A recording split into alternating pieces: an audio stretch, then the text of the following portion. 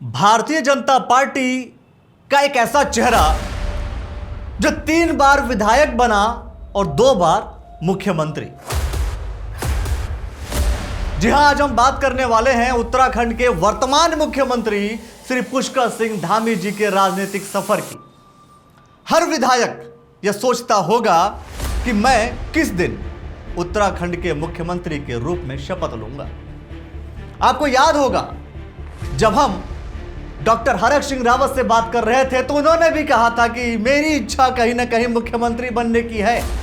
हरीश रावत जी, ऐसे बहुत से लोग जो मुख्यमंत्री बने और बहुत से ऐसे विधायक हैं जो मुख्यमंत्री बनना चाहते हैं, लेकिन उनके दौर में शायद कभी ऐसा होगा कि अचानक कोई मुख्यमंत्री इस्तीफा दे तो शायद उनका नंबर आ सकता है।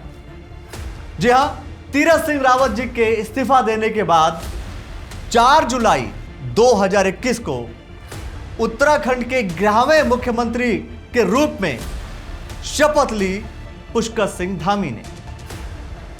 कयास लगाए जा रहे थे कि ये बनेंगे, ये बनेंगे, ये बनेंगे, लेकिन बाजी मारने वाले को ही अंत में बाजीगर कहते हैं।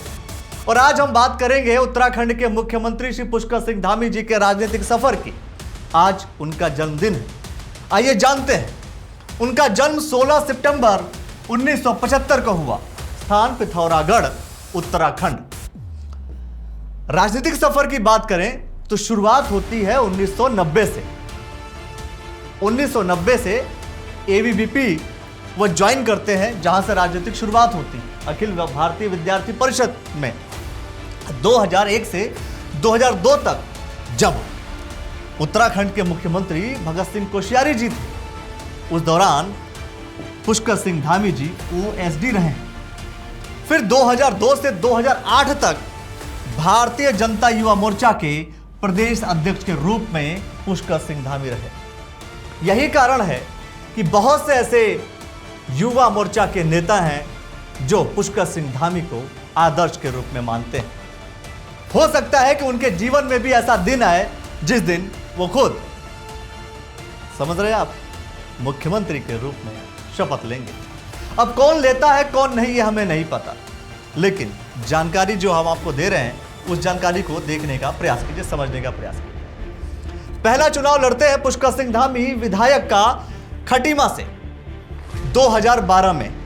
कांग्रेस उम्मीदवार देवेंद्र चंद को 5394 मतों के अंतर से वो हराते हैं। दूसरा चुनाव 2017 जो कि 2709 मतों से हराते हैं भुवन चंद कापड़ी को।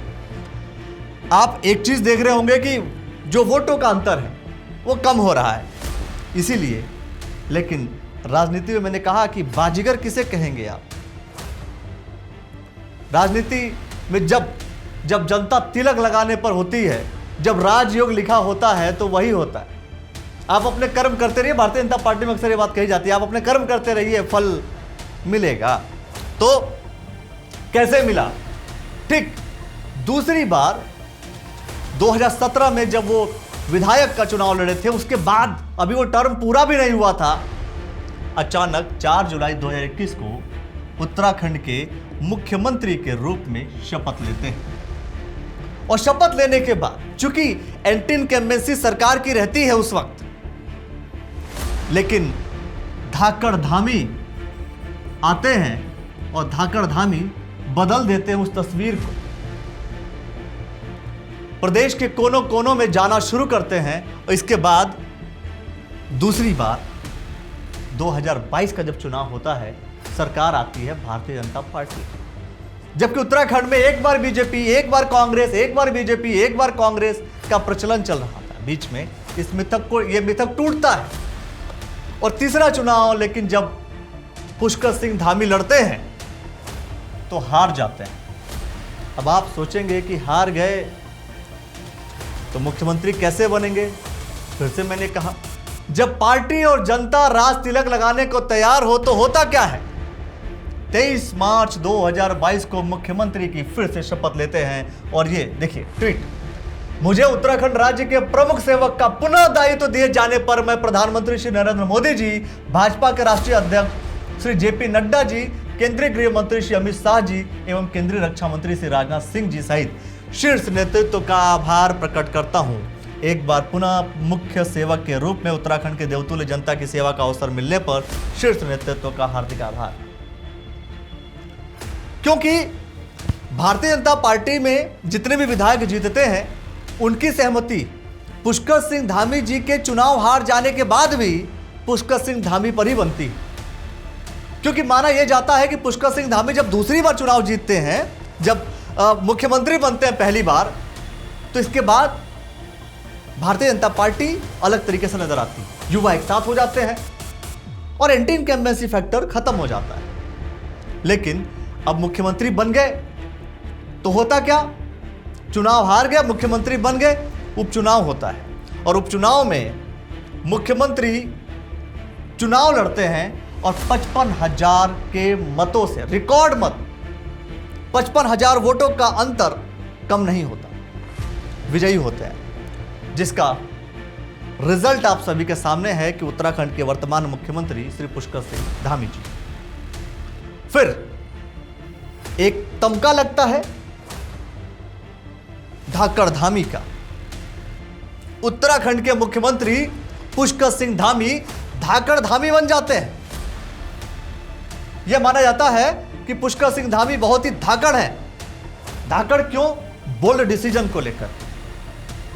चुनाव के दौरान भी उन्होंने समान नागरिक संहिता की बात की थी और चुनाव जीतने के बाद भी समान नागरिक संहिता की लगातार बात हो रही है। बात हुई धर्मांतरण कानून की, बात हुई नकल विरोधी कानून की, बात हुई लैंड जिहाद, लव जिहाद की। वो ऐसे विषय जो भारतीय जनता पार्टी के एजेंडे में प्रमुख होते हैं, जो भारतीय जनता पार्टी अपने एजेंडे में फ्रंट फुट पर रख करके खेलती है, उन्हीं विषयों को पुष्कर सिंह धामी ने खेला, जो जनता की मोहर लगी हुई है इसी विषय पर। यही कारण है कि पुष्कर सिंह धामी आज उत्तराखंड के मुख्यमंत्री हैं। हालांकि मुख्यमंत्री पद भारतीय जनता पार्टी में कब किसको मिल जाए यह पता नहीं होता है, लेकिन राजनीतिक विरासत को, राजनीतिक प्रभुत्वता को, राजनीतिक मजबूती को मेंटेन करना, उसको सुचारू रूप से चलाना एक अपने आप में बड़ी बात होती है। फिर आती है बात वन नेशन वन इलेक्शन की।